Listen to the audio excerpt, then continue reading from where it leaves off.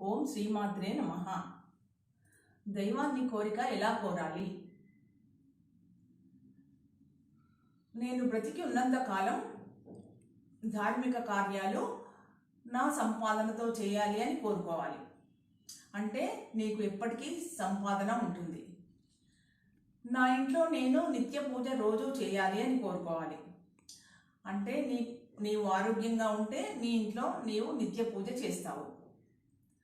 నా ఇంట్లో దైవానికి నిత్య నైవేద్యం ఉండాలి అని కోరుకోవాలి. అంటే నీ ఇంట్లో ధాన్యానికి కొరత ఉండదు, ధాన్యం నిల్వ ఉంటుంది.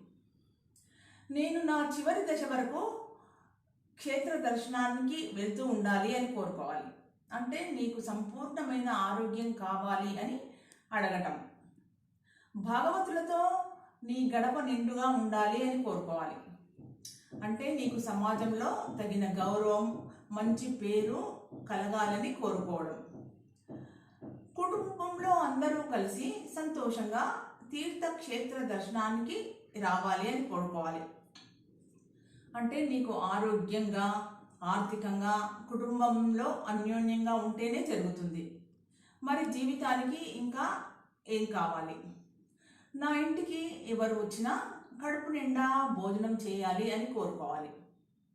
అంటే నీకు అనుకూలవతి అయిన ధర్మపత్ని లేదా పతి భాగస్వామి అవుతారు. చివరగా నేను పండు ముత్తైదువుగా సంతోషంగా కాలం చేయాలి అని కోరుకోవాలి. అంటే నీ భర్తకు సంపూర్ణమైన ఆరోగ్యం, ఆయుష్ కలుగుతాయి. మనకు తల్లిదండ్రులు ఆ పరమాత్ములే కదా, వారిని కాక ఎవరిని అడుగుదాం. కానీ మనం అడిగే కోరిక ఇలా ఉంటే ఆ జగన్మాత తప్పకుండా అనుగ్రహిస్తుంది. ఓం నమో దుర్గాయ నమః.